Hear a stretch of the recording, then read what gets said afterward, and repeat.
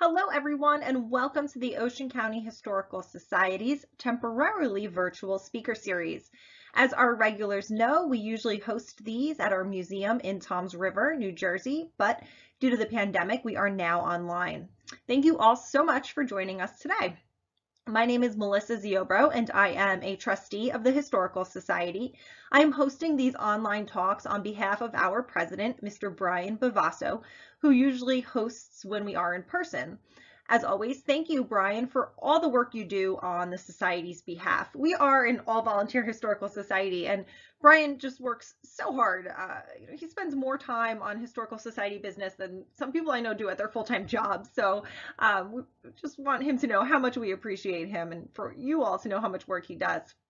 I'd also like to thank some other trustees who made today's event possible, Barbara Roysch and Richard and Mickey Kuntz. Now, I have just a few housekeeping announcements before we dive into today's program. Today's speaker series, like so many of our events, is free, but we do rely on your donations to keep us going and to continue our mission telling the stories of Ocean County. We'd like you to know that you can donate from the safety and convenience of your own home via our website, oceancountyhistory.org. You can also sign up to be a member there. Perks include our award-winning newsletter, early registration and discounts on some programs, and more, all outlined on our beautiful website. Please know that we are open on Tuesday and Wednesday from 1 to 4 by appointment, which can be made by emailing oceancounty.history@verizon.net. That info is on our website too. I'd also like to remind you that we are on social media, Facebook, Twitter, Instagram, and YouTube. Please follow us on the platform of your choice or on all. Speaking of YouTube, please know that today's program is being recorded for use on our YouTube channel. Our next lecture will be May 23rd, and it is called World War I Signal Corps Hello Girls, Get the Message Through. And it's actually by me. I was the former command historian at Fort Monmouth, one-time home of the Signal Corps, and I'll be telling you about how the U.S. Army Signal Corps employed women as telephone switchboard operators during World War I. The Hello Girls, as they were known, worked long hours to ensure battlefield communications. After the war, they fought for veteran status and are being considered for a Congressional Gold Medal today.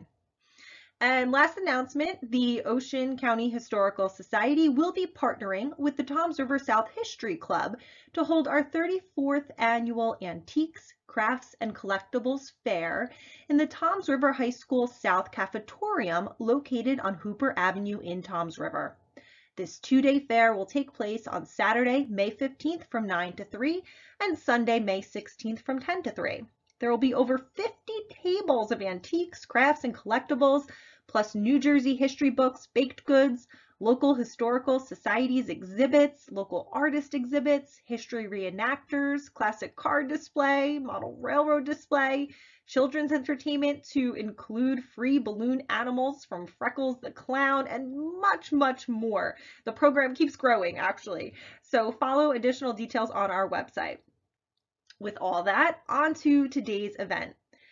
Gary Saretzky, archivist, educator, and photographer, worked as an archivist for more than 50 years at the State Historical Society of Wisconsin, Educational Testing Service, and the Monmouth County Archives. Saretzky taught the history of photography at Mercer County Community College from 1977 to 2012 and served as coordinator of the Public History Internship Program for the Rutgers University History Department from 1994 to 2016. He has published more than 100 articles and reviews on the history of photography, photographic conservation, and other topics, including the focus of today's talk, 19th century New Jersey photographers. So now let me stop talking and give the floor to Gary, who will talk for about 45 minutes to an hour, and then we'll have some time for question and answers. Take it away, Gary. Many of the early photographers in New Jersey were itinerant photographers. They traveled around in wagons, such as this one, and they would stop at farms and small towns and make photographs until the local market was exhausted, and then they would move on. They were trying basically to get a likeness. They weren't, they didn't have high art aspirations, as you can see in pictures like this. And by 1850, the daguerreotype was superseded by collodion photographic processes. Collodion is a clear, sticky liquid, and it could be coated on glass to make negatives. You could also make an ambrotype with it, which they became popular beginning in the mid-1850s. That's an underexposed glass plate negative that would look positive with a black backing. Or they could coat collodion on a sheet of iron that had a shiny black paint on it. And those became, they were called ferrotypes because they were on iron, but they ended up with the nickname tintypes, even though they weren't on tin.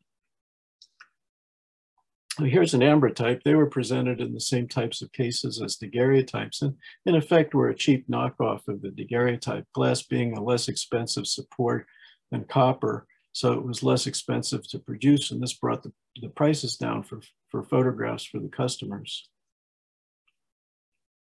Here's a tintype from the 1860s, and this young lady is sitting in a posing chair that was marketed by the Anthony Company. You can see it in the lower left in this catalog page. And these were introduced about 1864. Many photographers used them. They had the back was adjustable, could come around to the side, used as an armrest or even in the front. So a typical application of collodion glass plate negatives were making carte de visites.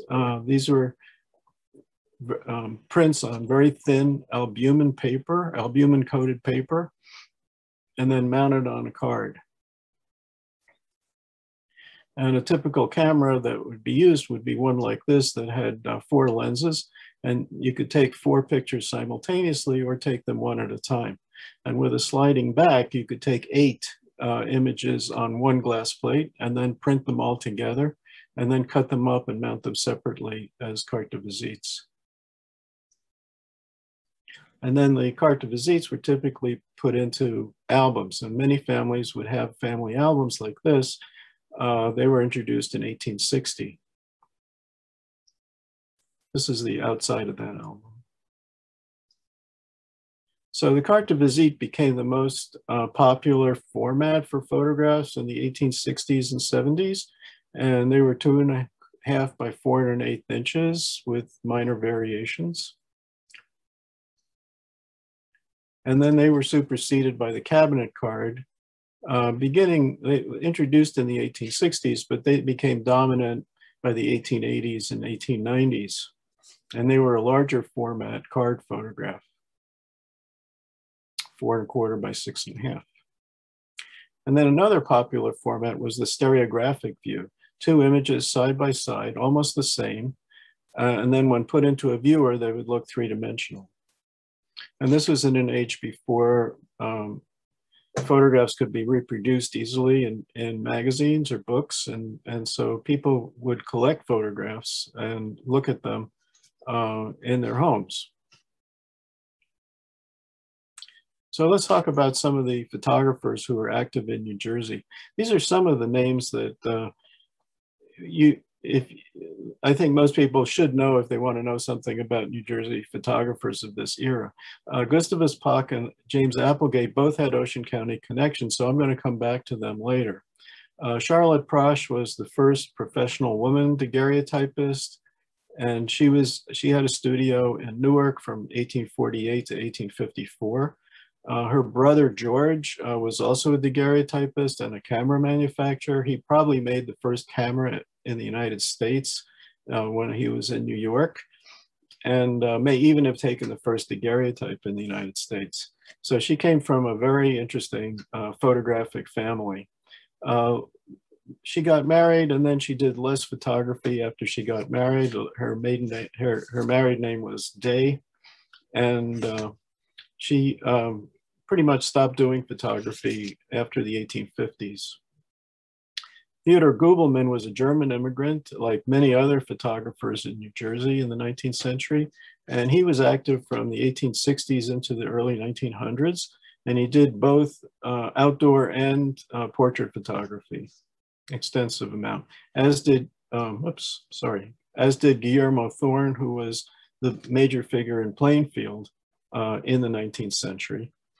And John Doremus, who I'm currently writing about, was a photographer in Paterson, active there in the 1860s and 70s, and then went on a journey on a boat, floating gallery down the Mississippi River from the late 1870s all the way through the 1880s. And he would come back to Paterson when he would take a vacation. His son continued the gallery in Paterson while he was away. He died in 1890. And Royal Hill Rose was the primary figure in Princeton in photography in the 19th century. And his studio was continued by his son and then his grandson into the 1940s. Continuous operation from about 1870 forward. A few examples of these photographers' works. This is a daguerreotype from Harvard University by Charlotte Pach. That's not really a hole in that girl's head, it's just some deterioration there. Notice the hand coloring that was added after the plate was finished. And she's got her label down there on the bottom. Here's an example of Theodore Gubelman's work. This is from the Hoboken Historical Museum. This ship was launched in 1867, and this probably was taken when it arrived on its maiden voyage. He had a catalog in the 1880s with about 1,200 different views of the New York area, outdoor views that one could purchase. And here's an example of Guillermo Thorne's work from about 1890. And here's a self-portrait stereographic view by John Doremus. That's him with the beard in the background. This is from about 1875. And his wife is holding a stereo viewer. Her name was Sarah. And on the foreground left, there's his two daughters and whose names were Maddie and Annie. And on the right is his sons, Leonard and Harry. And here's one from glass negative from the Rose collection at the Historical Society of Princeton. They have a very big collection of Rose's work. They did a lot of photographs of people in the town, but they also did some Princeton University photographs, although they did not tend to do the class photos for Princeton. They were generally done by Pach in the 19th century, who we'll come to in a little bit. So let's see how many photographers were there in New Jersey in the 19th century. So this is some data, you can see it on the screen.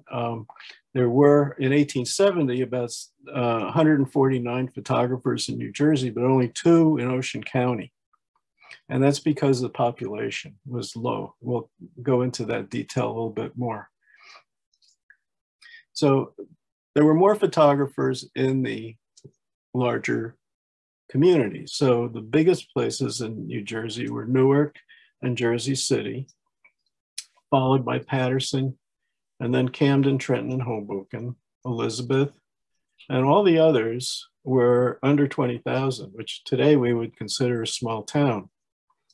And at that time, the total population in New Jersey was about 1.4 million. Ocean County in 1890 only had a little under 16,000 people. It was very rural. And this is just an overview of how the population in Ocean County doubled from 1850 to 1900, but it was still had a very low population. So I found about 36 professional photographers in Ocean County in the 19th century. And the largest community in Ocean County was Dover, which had 2,600 people in 1900. So it's not surprising that it's hard to find 19th century photographs of taken in Ocean County. In general, there's about 1 photographer for every 7,000 people in New Jersey, and that was in the 1860s. So when you have a town of 12,000 people, you'd expect there'd be about 2 photographers. And that's in fact what is the case. So throughout the whole of the 19th century, I've found 21 photographers in Toms River, 8 in Lakewood, which also was known as Bricksburg at a certain point. And most of those were in the 1890s. And some of these photographers also moved around within Ocean County or outside of Ocean County or outside of New Jersey, as we'll see. And a few in other spots like Island Heights and Tuckerton. I'm not counting photographers who visited, who lived elsewhere, like Alice Austin of Staten Island, who's a well-known photographer today, or Thomas Kerr of Hightstown, much less well-known, who photographed in Lakewood in the 1880s. And I'm also not counting the many anonymous photographers who probably are the most prolific of all the photographers, or the anonymous ones. Tintypes in particular are often unidentified. So the first photographer in Ocean County that I found was a daguerreotypist named Arthur B. Clarke, who was in Toms River in early 1854, and we know that from advertising in the Ocean Emblem. He claimed to have had studios in New York and Philadelphia, but I have not found any evidence of that. He's also not, I haven't been able to locate him in census records. So his claims may or may not have been true. Another one that came fairly early was Francis Weigel, who was a watchmaker and an ambrotypist.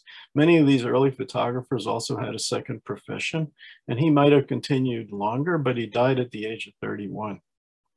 And another photographer named Wright continued his business. A photographer who didn't stay long in Toms River, but who had quite a long career in photography was James Applegate. And he's one of the major figures in 19th century photography I would say in the US, not just New Jersey. He was born in Toms River, and he started his career in Cincinnati, where eventually he had 10 different galleries working with partners. And he comes back to Toms River for a brief period of time.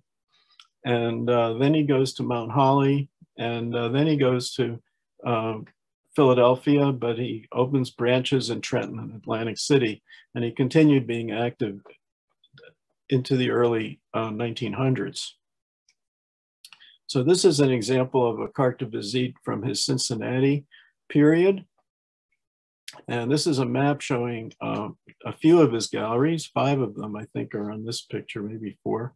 Oh, 5. And these are just 5 of the 10 that he had in Cincinnati during this period.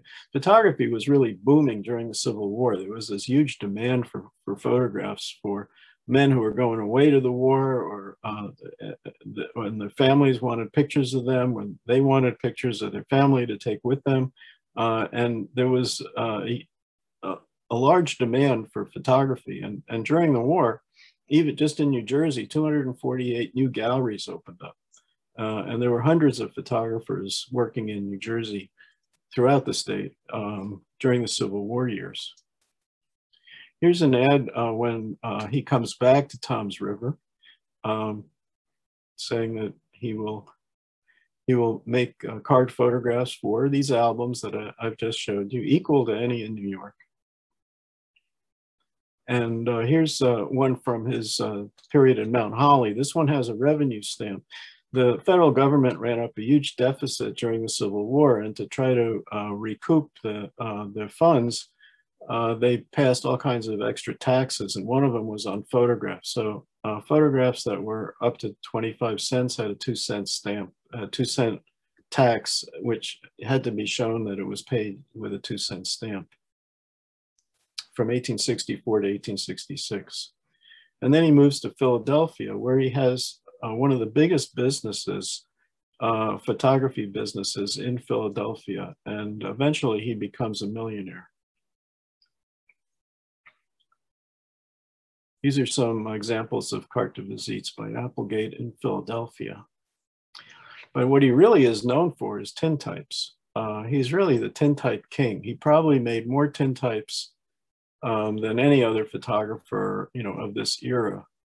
And he had such a high volume that he eventually invented machines to speed up the process of making tintypes. So this is his patent from 1876, which is a way of encasing the tintypes into those paper mats that you just saw. And then the following year, he came out with one that looks like to me that you do 2 at a time to speed up the process. And if you look on the back of this one, this is, it says we'll do 16 at once, finished in 5 minutes. So he had a camera that would make 16 of these little tintypes simultaneously. And then the plate would be processed in 5 minutes and mounted on these cards, which is an incredible rate. And he was getting up to 800 customers a day at his place in Philadelphia.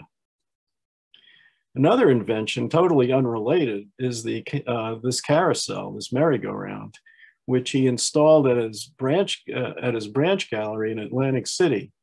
He also built an amusement pier, the first amusement pier in Atlantic City. It was a double-deck pier. I'll show you a picture in a moment. But the carousel and his photo studio were on land at the base of the pier, just off the boardwalk, right on the boardwalk. You can see the carousel on the left here, and the pier goes down off the bottom of this Sanborn mount. And then this is another view of the pier. And it had a theater at the end, and it held thousands of people.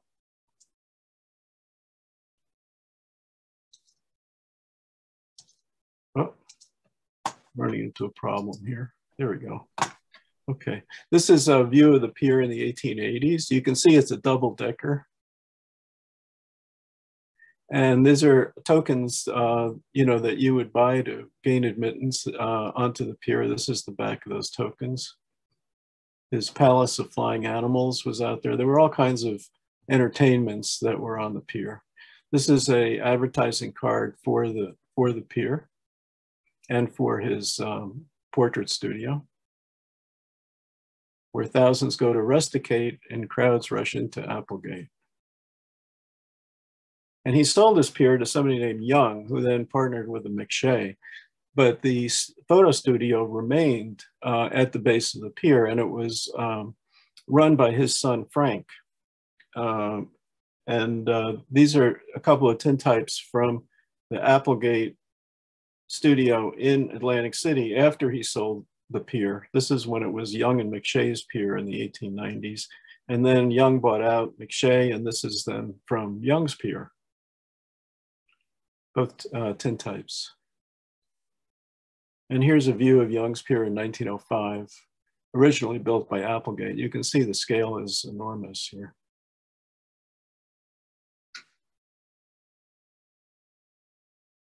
So back in Philadelphia, one of the tintypes made there was of this group of jurors for the Philadelphia Photo Salon, which was one of the most important exhibitions of photography in the 19th century. And the jurors are 5 photographers who are today in all the history of photography books: Fred Hollanday, Clarence White, Francis Benjamin Johnston, Henry Troth, and Gertrude Casimir, all from out of town, came to judge this salon. He also opened up, as I mentioned, a branch studio in Trenton in the late 1880s.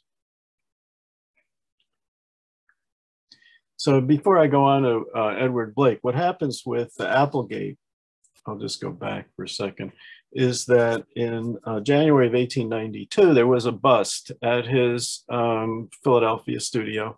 More than 200 people were arrested, most of them minors, and most of them female. And he was accused of running a disorderly house. The result of this was that he left town, and his son came from Atlantic City and ran the studio, but it very quickly burned in a mysterious fire, including the carousel, totally destroyed.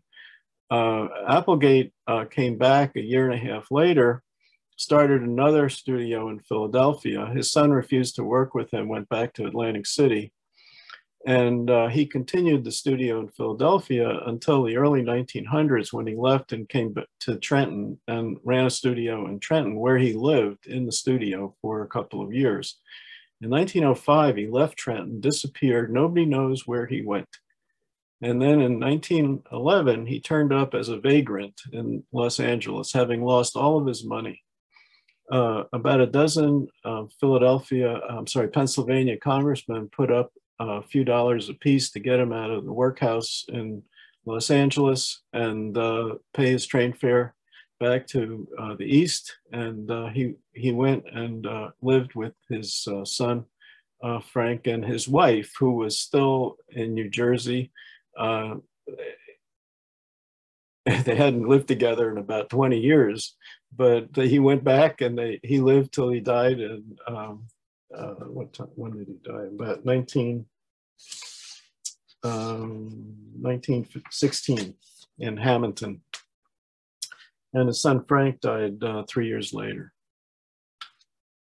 Okay, Edward Blake, interesting character, very obscure photographer, but did have an Ocean County connection. We first find him in Philadelphia during the Civil War, and he may have been a spy because he took portraits in Union Army camps, but he also had passes to get through the lines to photograph in Confederate territory. He was active after the war in Monmouth and Ocean, including Toms River and Burlington. And then he became an undercover police detective at the same time. He wasn't making much money because the places he was photographing were very, very small. And he was arrested in New Egypt for passing counterfeit notes and sentenced to 10 years in prison. His wife was also arrested shortly thereafter. She was also passing funny money. This is from the New York Herald. It's a little hard to read, so I'm going to read it for you. Blake was formerly a United States detective and, acting in that capacity, captured a man on whom he found $25,000 of contraband money.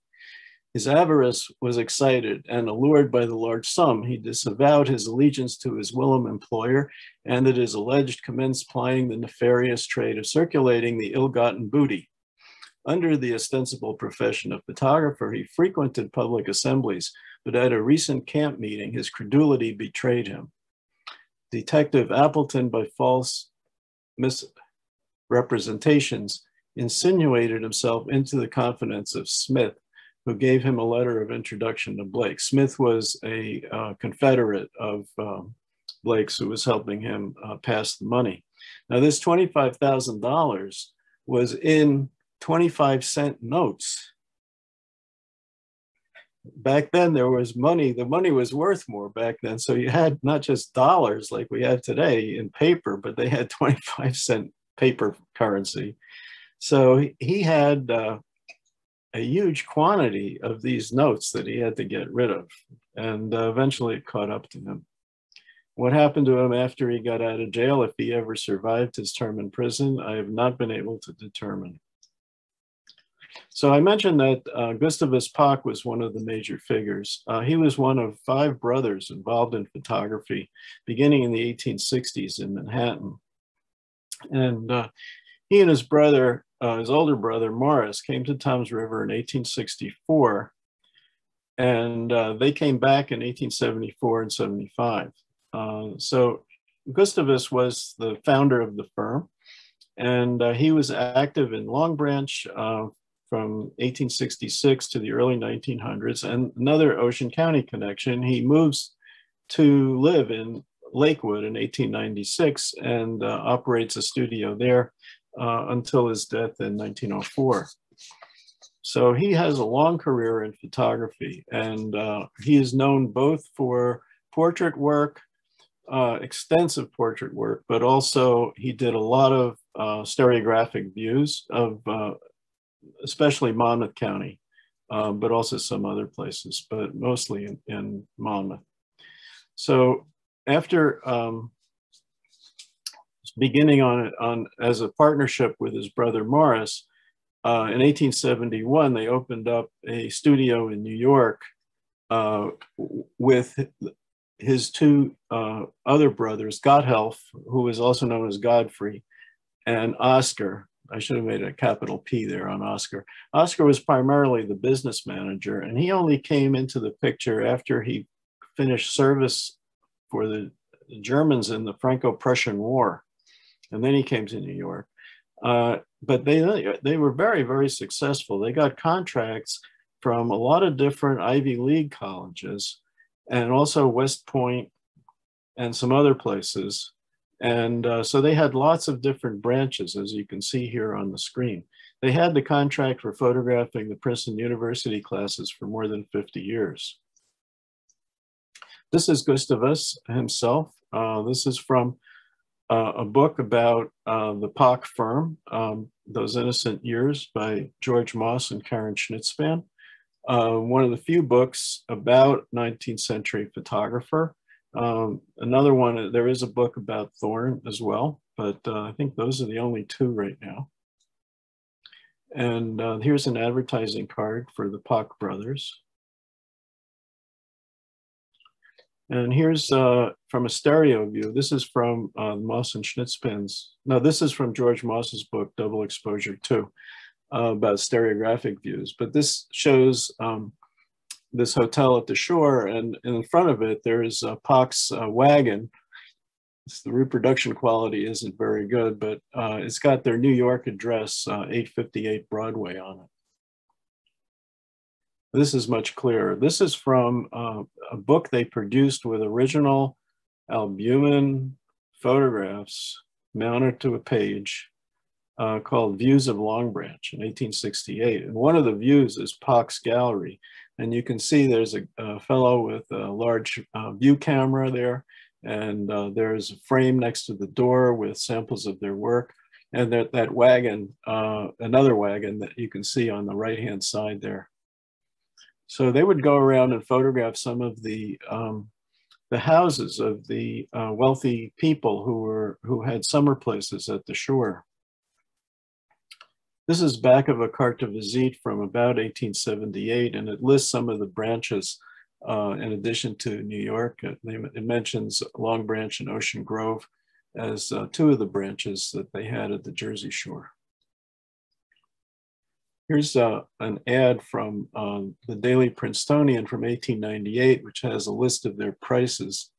And notice it mentions near the bottom, it says class pictures 11 by 14 on 16 by 20 mounts at $1. That's about $15 today. I didn't look it up, but it's approximately, that's about what the inflation is for that. Well, I have it here. It's actually $28. In 2014, it was $28. Here's a view from Yale. And here's their studio in Long Branch. This is after Gustavus Pach died, and it was still being run by his former assistant, George Morris. I'll come to George in a minute. So in Ocean County, as I said before, they began with Gustavus and Morris in Toms River. And here's a Civil War soldier from 1864 on a carte de visite. And they operated for a year or two in Toms River. And then here's on the back, you see this eagle as a typical patriotic motif that would be used in the photographer's imprints in this period. And from Toms River, they went back to New York. They had a New York address, but very quickly, Morris came back and went to Red Bank, where he opened up a tobacco company, and he became a tobacconist. Later, he was an alderman for Red Bank, well respected in the community. And Gustavus came back, but he went to Eatontown initially, and then to Long Branch. And at Long Branch, he got to know Ulysses S. Grant, and Grant recommended Pach to some of his wealthy friends who financed a studio for Pach to have in Long Branch. Before that, he was just operating out of a wagon by himself or with his younger brother, Godhelf, also known as Godfrey. So this is a Pach view, a stereo view of Ocean House and Tom's River. This is from the Ocean County Historical Society, which has a number of excellent stereographic views. We'll see some today. Here's a close-up of half of that. There's a nice birdhouse there, isn't it? And he did many views of Ocean Grove. I'll show you a few. I'm sure most of you are familiar with Ocean Grove, Asbury Park, and Long Branch, which are all places that Pach photographed. This is one of my favorites, which shows the old Monmouth Park, not the one that's there now, but the old one back in the 1870s, where they're having horse races, and the horses are behind the fence there so they can watch the race. Probably they knew the horses who were running, and maybe they were rooting for their favorites.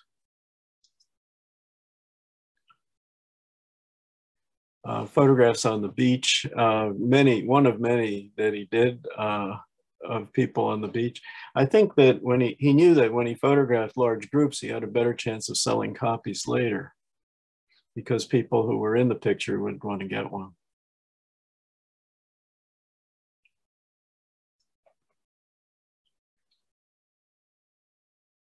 I'll just zip through a few of these. Here's an example of a carte de visite. This is a view of the map from 1901 of Lakewood, showing the location of his gallery on Clifton Avenue. And his later work has addresses of New York and Lakewood, or Long Branch and Lakewood. Around 1900, he bought out his brothers for all the New Jersey business. So they continued on in New York, and that firm lasted until well after the middle of the 20th century. But Gustavus's firm, after his death, was taken over by his assistant, as I mentioned, George Morris, who kept it under the Pach name for a few years and then continued under his own name. So this is a copy of a painting of Jay Gould, the financier, by Pach Brothers. And this is a cabinet card of Jay Gould's grandsons, who were very good polo players. And they lived at Georgian Court in Lakewood. And the fellow on the horse here is their father, George J. Gould. And you can see the dogs all know who's boss. They're all looking at him for their orders.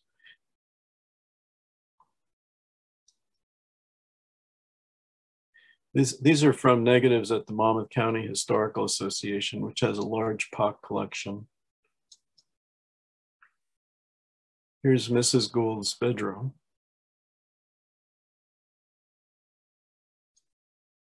The Pach Brothers photographed many well-known people, politicians, people in the entertainment industry. I'll show you a few.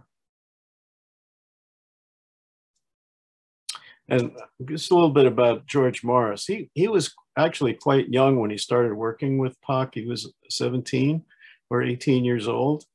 And they were both from Germany, so they had a connection in terms of their past. And he lived as an apprentice with Gustavus Pach and his wife, Matilda. And then in 1904, after Pach's death, he operated the studio in Lakewood for Mrs. Pach, who is listed as a photographer in 1905, but that may only refer to the business that she owned, because Morris was the chief photographer. And then he later took over all the Pach studios in New Jersey with the headquarters in Long Branch. This is a picture of George Morris. Now, this is one that's by the Pach studio, but it was taken in 1905 after Gustavus died. So this would have been taken by Morris. And this is the Gould family at Georgian Court. The two young men in the background are the same two who were the younger boys in the cabinet card that I showed you a little while ago. Mrs. Gould, as you may know, she kind of died rather tragically. Her husband became interested in another woman, and she decided she wanted to lose weight. So she put on a rubber suit and went out to play golf, and she collapsed from overheating. So a few other Ocean County photographers, and then I'll open it up for questions. So this is just some brief notes about some of the others who were active in the area. John Ellinger, who was in Toms River in 1867, and then relocated to Lambertville, and subsequently was in Newtown, Pennsylvania, Camden, and Philadelphia. Here's a carte de visite from his Toms River period. Another one. And this is from when he was in Newtown. The Shear Brothers were kind of elusive. It's hard to find examples of their work in New Jersey, but they were active in Eatontown and Red Bank in the 1870s and 80s. But one of them, Seth Shear, was also in Toms River, Asbury Park, and Bradley Beach. But today he's best known for his work in Florida, where he became known as the Indian River photographer. This is a tintype which has he signed his name, photographer Toms River, on the back, about 1870. And here's a view by the Shear Brothers, not in great shape, but on the back it says they're outdoor photographers with a headquarters in Red Bank. Views in the southern states from November until March. C.C. Luce started in Elizabethport, which became a part of Elizabeth later on. He was in the former Pach studios in Toms River in 1876. And he's also found in Seaside Park. And then he opened a studio in New Egypt in 1878. And then at some point he was in Brooklyn. So it could be that some of these trips to New Jersey were seasonal, but the information is still a little bit scarce about him. This is a carte de visite with his Toms River imprint, and he has the motto, "The sun is my servant," which I like very much. Here's another carte de visite by Luce from Toms River and Seaside Park on the back. And here's one from his Brooklyn studio. Horace Price is listed in the 1880 census as 22 years old and already a widower. And his father was a real estate agent. In the 1900 census, he's listed as a forensic photographer. And here's an example of one of his carte de visites from Toms River.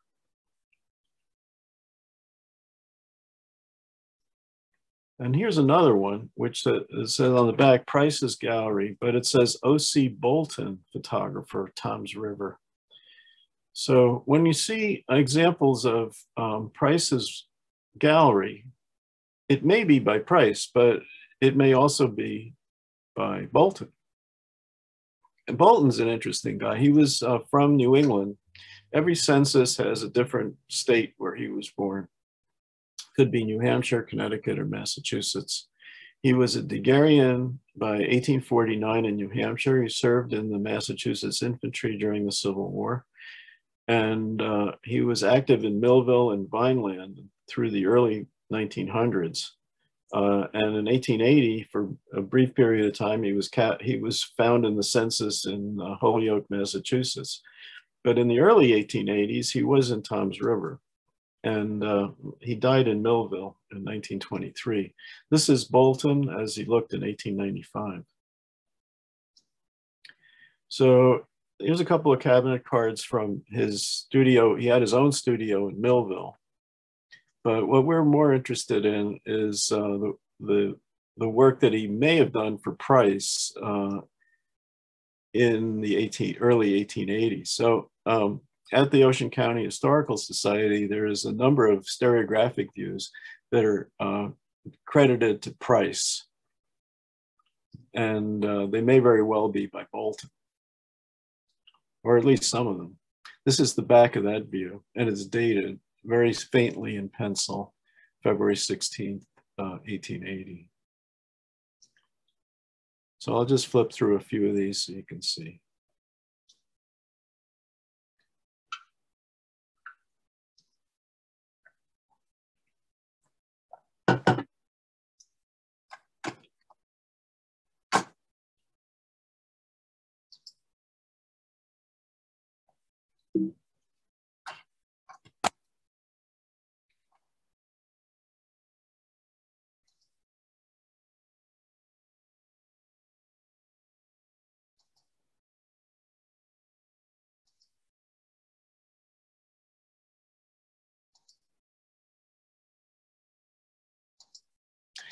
George Wardell was a native of Ocean County, born in 1858, but he began his career in Trenton in the 1870s. And then he opened up his own studio in Toms River in 1881. He stayed for a couple of years. Then he went back and worked for himself in studios in Trenton, returns to Ocean County in the 1890s and was active in Point Pleasant and Long Branch. In 1900, he was living in Brick, and then he gave up his photographic career and became a public school teacher in Berkeley. I have a couple examples of his work. This is from Point Pleasant, 1890s. And this one is from a studio he had in Long Branch. Andrew J. Searing was from New York, and much of the time he was in Brooklyn, but he may have worked in New York for two major photographers, Jeremiah Gurney and Charles D. Fredericks. Fredericks at one point had the largest photo studio in the United States in the 1880s. But by 1889, he was in Lakewood, and he later became a justice of the peace in Lakewood. This is a tintype from his Brooklyn studio. This is the first example I've shown you of somebody smiling. There were photographs of people smiling in the 19th century, but they're much less common than unsmiling photos. And here's a view by Searing of this lake. And here's a cabinet card which just says Searing, but it doesn't say where. So it could be Lakewood. And this one is identified as Lakewood from the mid-1890s, as you can see by those enormous sleeves on this woman that were popular in 1895. Arthur White was an Englishman, and he first started his career working with his father, who was a photographer in Elizabeth in the 1870s. They moved to Red Bank in the 1870s, and then Arthur took over the studio. He was primarily a portrait photographer, and he continued in Red Bank until 1892 when he relocated to Lakewood. And then subsequently, he was in Asbury Park and Ocean Grove, and then he gave up photography and became a hotel keeper in Asbury Park. So there are many examples of portraiture from the White studio. Earlier ones, White and Son, Arthur being the son. But these are by Arthur White from Red Bank. And here's one from Lakewood. Now, I'm going to close with Charles Berrien, although it's not confirmed that he actually took any photographs before 1900, but he was born in 1878. So he would have been 20 in 1898, and my guess is that he would have been taking photographs by then. About 1900, he opened up a confectionery store in Toms River, And by 1902, he started selling postcards. And I assume that most of these were from his own photographs, because he subsequently listed as a photographer in the census as his profession. So he's one of the major distributors of postcards of Toms River in the early 20th century. Here's Berrien in about 1950. And you can see that he's got a showcase there with examples of his work. This was taken probably a couple of years before he died. There's also a sign on the right. You can see developing, printing, and enlarging Kodak. So he was providing photographic services. You could drop off, amateurs could drop off their film to have it processed. And these are from the Ocean County Historical Society, these postcards, a shady nook in Toms River. And he had these printed in Germany. And they would be hand colored because they weren't shooting in color at this point. And this is the back of that card. And on the left, on the far left, reading up and down, it says published by Berrien Confectionery, Toms River, made in Germany. And this was mailed in looks like 1908. Here's an old farmhouse on the river.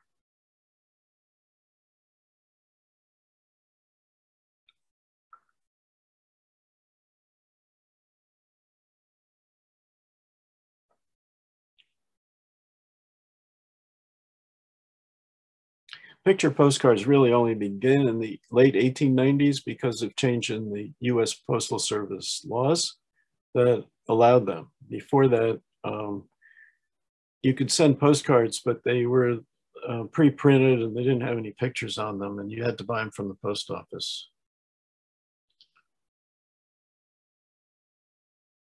So that's the end. 55 minutes. That was perfect. That includes your intro. Yeah, no, that was great. Thank you so much. I have to say, I was not expecting so much Toms River content. That was really fascinating.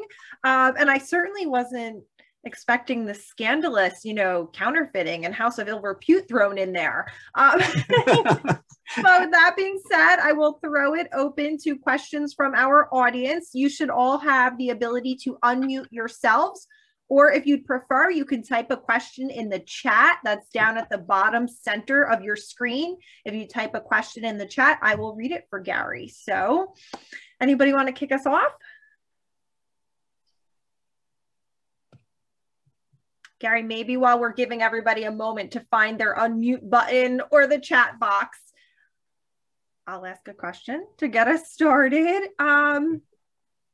Again, not to be scandalous, but let's go back to this House of Ill Repute. What was the story with that? Well, the story was that there was something going on. A young girl testified against Applegate, and it was so bad that they didn't print it in the newspaper. Wow. Exactly what it was that he did. He had an assistant who was actually convicted of adultery in connection with this case. So a disorderly house usually means prostitution. So there was something good going on. The police, the lawyer who was representing the police said that, told Applegate in court, he said, "You are a curse on the city."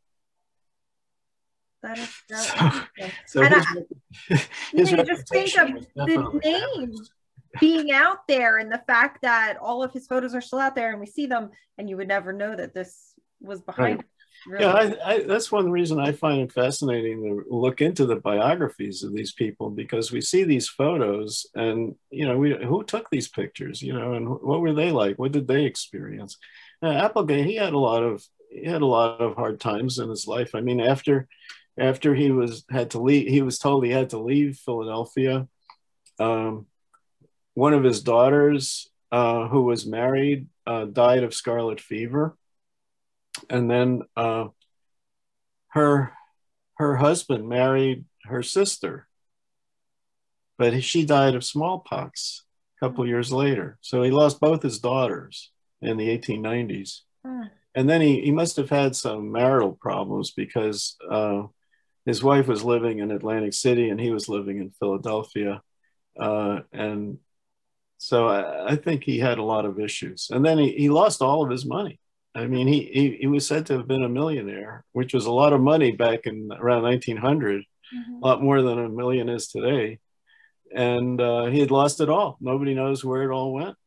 And then he turns up as a bum in Los Angeles. So it's quite an arc of activity. Yeah.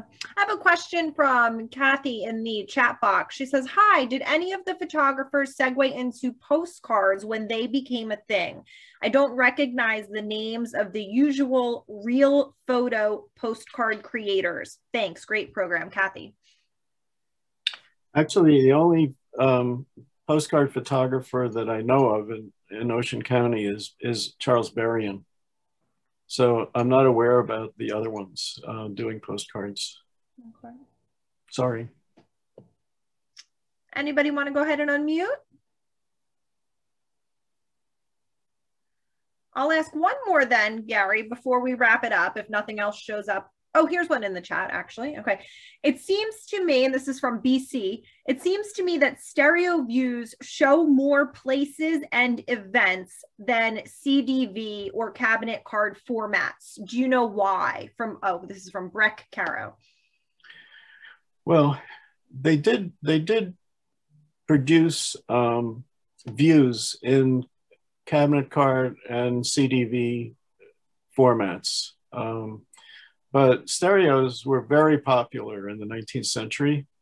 And so I think that's why being able to see them in 3 dimensions, had a lot of appeal. And so there were a lot of them made in the 19th century. But there were actually quite a few of the other formats, and the cabinet cards and larger ones. For example, Goebelman, he had a format that was a little larger than a cabinet card called a boudoir card.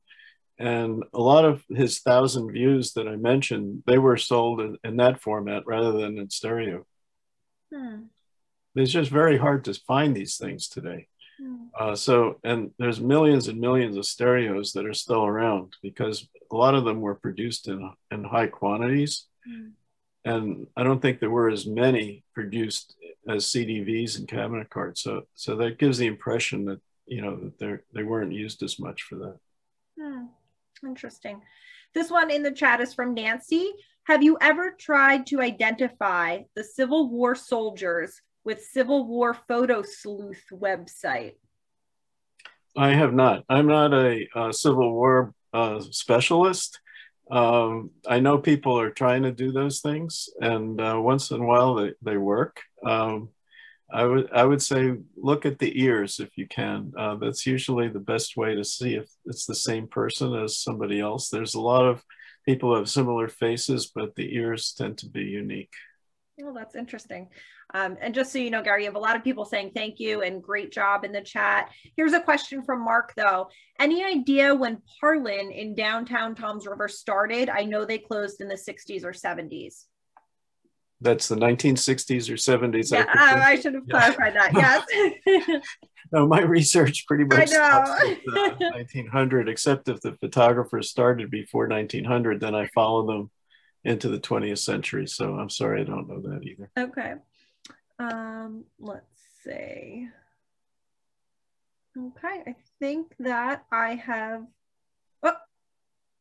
yep, just more thank yous. And Gary, you can look at the chat just to see the thank yous later if you want. I will ask one last question then before we wrap up. What's your best source of information when you go to research their biographies? Is it primarily old newspapers, census data? Where do you go? Well, I do use census data, and I also other kinds of records like naturalization records, and some of the good sources that I use are ancestry.com. I use Genealogy Bank, and I use newspapers.com also because there's more and more newspapers that have been digitized, and you can search by keyword, which works very well unless the person's name is something like John Smith, and then it's impossible. But if they have a fairly unique name, it works very well. So those are some of the most common sources, and a lot of it I can do from home, which is great during the pandemic.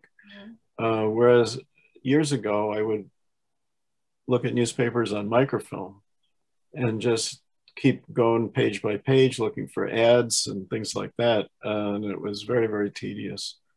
It's much easier today. Okay. One comment just popped into the chat. It says, I missed the first part of the presentation. And if you did, let me just repeat that this recording will be on our YouTube channel for 30 days. Gary was very gracious in allowing us to do that. But it says, I missed the first part of the presentation. Did you include Daniel W. Dorn on it? Daniel W. Dorn. Dan Dorn was a photographer in Red Bank, and I did not include him, but I know of him. And his collection, as Melissa, is at Monmouth University. Yes. So you could probably talk more about the Dorn studio than I could. Yeah. Anybody, if you have a Dorn question to whoever that was, my email is mziobro@monmouth.edu. I'll put it in the chat, actually. If you have a question about Mr. Dorn, I'd be happy to try to help. Gary's just got so many photographers, we couldn't fit them all in, but he did a tremendous job with the time he had. So we'll give him a virtual round of applause and say thank you so much, Gary. It's been a pleasure having you. Thank you all to you who joined us. Enjoy the rest of your Sunday. Thanks. Thank you. Thanks, everyone.